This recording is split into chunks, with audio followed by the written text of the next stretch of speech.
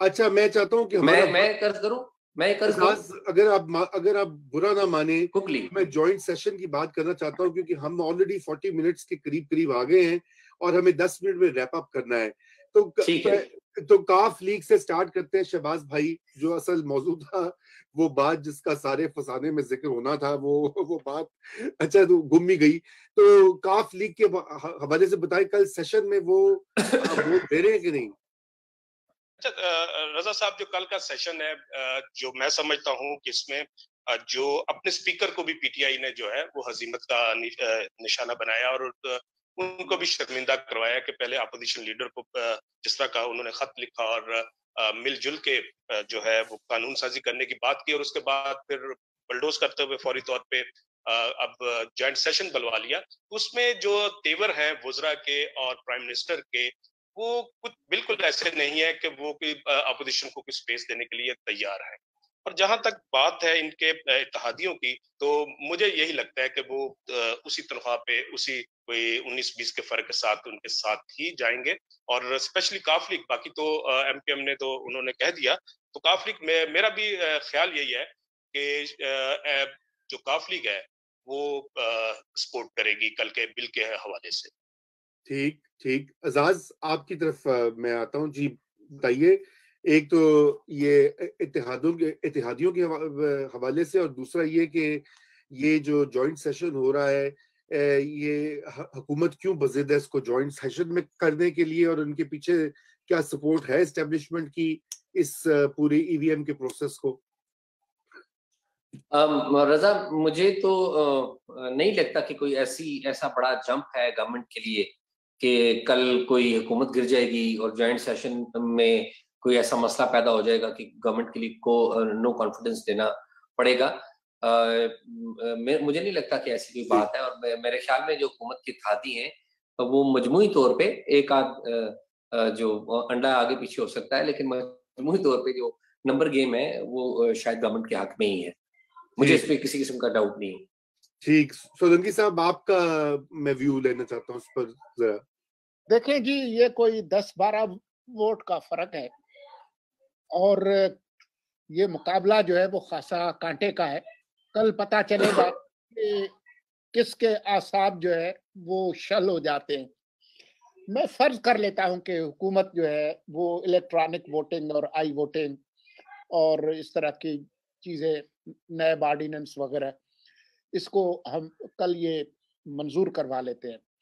अगर ये मंजूर हो भी जाए तो ये कोई आइन में तरमीम तो है नहीं। इफ्तिखार चौधरी तो ये भी फैसला देकर गए हैं कि अगर आइन की तरमीम भी आइन की रूह के खिलाफ हो तो वो उसको उठाकर फेंक सकते हैं।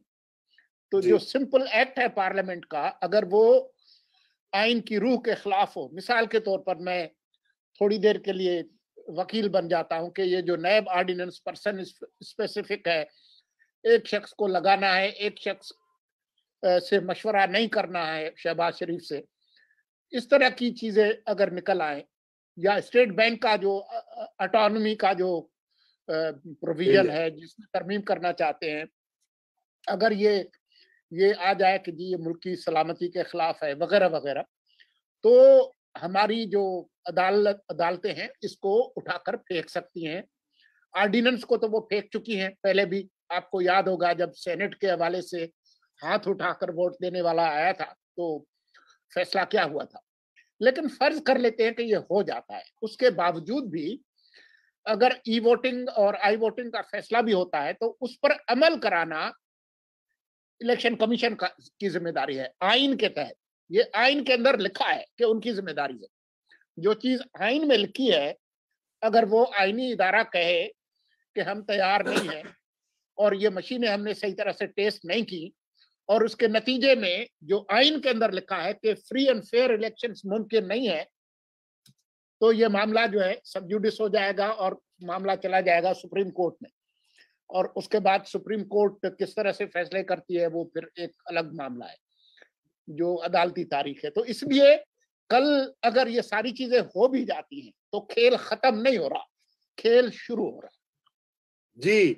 और मौलाना फजलुर रहमान का जो बयान है उसके बारे में आप लोग क्या कहेंगे? उन्होंने कहा कि जी गर्दन पे बूट रख के तो इत्तेहादियों के गर्दनों पे बूट है और वो उनसे वोट लिए जा रहे हैं। इधर तो भी जरा एक लाइन कहो ना जरा सारे तुसी तीनों। जी एजाज आपसे स्टार्ट करता हूँ। नहीं रजा भाई, पहली बात तो यह है कि मौलाना फजल रहमान ने तस्लीम किया है कि नंबर गेम उनके हक में नहीं है, और उन्होंने ये भी तस्लीम किया है कि जो अंपायर है ना, जिससे बहुत ज्यादा मीडिया लगा के पास लोग, अंपायर की जो उंगली है ना अभी उठी नहीं है। जो पीटीआई की जो टर्म है, किसी जमाने में याद है ना, इमरान खान साहब कहते हैं अंपायर ने उंगली उठा दी। जी हाँ, जी तो अभी अंपायर की उंगली मेरे ख्याल में इस दफा अभी तक नहीं उठी है। अभी जितनी भी वो फ्रैक्शंस आई हैं अभी तक अपेरेंटली कोई ऐसी बात नहीं हुई। बिल्कुल बिल्कुल जी शहबाज आपकी। बिल्कुल बिल्कुल दुरुस्त कह रहे हैं एजाज के एम्पायर की उंगली नहीं उठी और उसी तनख्वाह पे अभी काम जारी है। और मौलाना फजल रहमान जो है उनके बारे में वो जाहिर है एक जहां दीदा आदमी है और वो सियासी समझ बहुत काफी रखते हैं और वो फिक्रे छोड़ते हैं और अच्छे फिक्रे भी छोड़ते हैं। और निकेदा अब्बा ये जो हमारी कौमी सियासत में एक बहुत बड़ा एक जुमानी फिक्रा है, ये भी मौलाना साहब का है। और इसी तरह गर्दन पे बूट रख के भी, तो गर्दन पे बूट रख के वो यकीनी तौर पे इत्तेहादियों का भी साथ रखा हुआ है, जो हमारी ताकतवर हल्के हैं उन्होंने, और सिर्फ दिखाने के लिए, थोड़ा सा ऐसे झटका लगाने के लिए अब वो कुछ ना कुछ, जैसे जंगीर तरीन ग्रुप हुआ या हमारे कुछ जर्नलिस्ट भाई ऐसे हुए, वो भी पिछले 6-8 माह से अपने प्रोग्रामों में पीटीआई पर तनकीद कर रहे हैं, बल्कि अब तो इतराफ जुर्म कर रहे हैं। ठीक है, तो सिर्फ झंझोड़ने के लिए, कारकर्दगी के हवाले से झंझोड़ने के लिए, वरना उसी तनख्वाह पे और उसी सेटअप पे अभी तक एक पेज बहरहाल किसी हद तक मौजूद है। जी जी, किसी हद तक अभी तारो तार नहीं हुआ। जी सोलंकी साहब, मैं चाहूंगा कि सरदारी साहब ने भी आज कहा है कि जी ये 5 साल पूरे नहीं करेंगे। वैसे तो सारे ही ऑपोजिशन वाले ये कई सालों से कह रहे हैं, लेकिन 3 साल से ज्यादा तो 3.5 साल तो होने को हैं। जी जरदारी साहब वही कुछ कर रहे हैं जो कि दरो दीवार पे लिखा है और हर गुलबूटे पर लिखा है और जो हम काफी अरसे से कह रहे हैं। तो मुझे कोई हैरानी नहीं हुई उस बात पे। लेकिन जो मौलाना ने कहा है, तो मौलाना को अवाम को कायल करने के लिए उसके कुछ सबूत, को चीजें भी देनी होंगी ताकि लोग जो है वो उस पर एतबार करें। वैसे तो पाकिस्तान में बयानिया कैसे बनता है वो लोगों को पता है, लेकिन फिर भी लोगों को उन्हें बताना होगा कि जी किस किस से राब्ता किया गया, कौन कौन से एमएनए सेनेटर से राब्ता किया गया जिनसे कहा गया कि आप जाएं और किन से कहा गया कि आप ना जाएं। मैं अर्ज करूं रजा भाई, एक लाइन कहूं? जी जी, मैं तो रजा भाई, मुर्जा भाई हैं यहाँ पे, शहबाज भाई भी हैं, मैं तो बड़ा हैरान हूं कि, और अलमिया ये है कि हमारी जो अपोजिशन की जमातें हैं भी किसी और रुख देखती हैं कि सिग्नल मिल गया है तो तब वो एक्टिव होगी। तो जब तक सिग्नल इनको भी ना मिले तो तब भी, और ये बहुत बड़ा अलमिया है कि हम एक तरफ पाकिस्तान में डेमोक्रेसी की बात करते हैं, जमहूरियत की बात करते हैं, और दूसरी तरफ हम रातों को जाते हैं और जाके मुलाकातें करते हैं, और जाके जब वक्त आता है तो वहां पर हम कोई ठोस बात नहीं करते। अफगान पॉलिसी आती है तो उसके ऊपर कोई ठोस बात नहीं करते, और नेशनल इश्यूज आते हैं तो उनके ऊपर ठोस बात नहीं करते। वो बात नहीं करते जो करनी चाहिए। Elephant in the house, elephant in the room की बात जो है वो हम करने के लिए तैयार नहीं है। हम सिर्फ केक का एक पोर्शन है जिसपे अपना हिस्सा जमाना चाहते हैं, और ये असल प्रॉब्लम।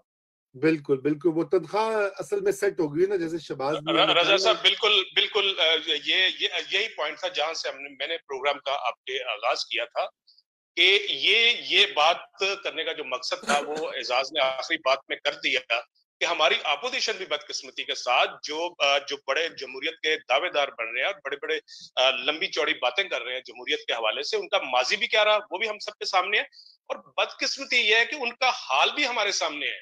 और इतना बुरा हाल है कि एक तरफ बात होती है कि निकेत अब्बे की, और वही अब्बा जो है इस पूरी अपोजिशन का भी है, अपोजिशन लीडर समेत वही अब्बा जो है बनाना चाहते हैं और शहबाज भाई का नंबर का इंतजार करते हैं।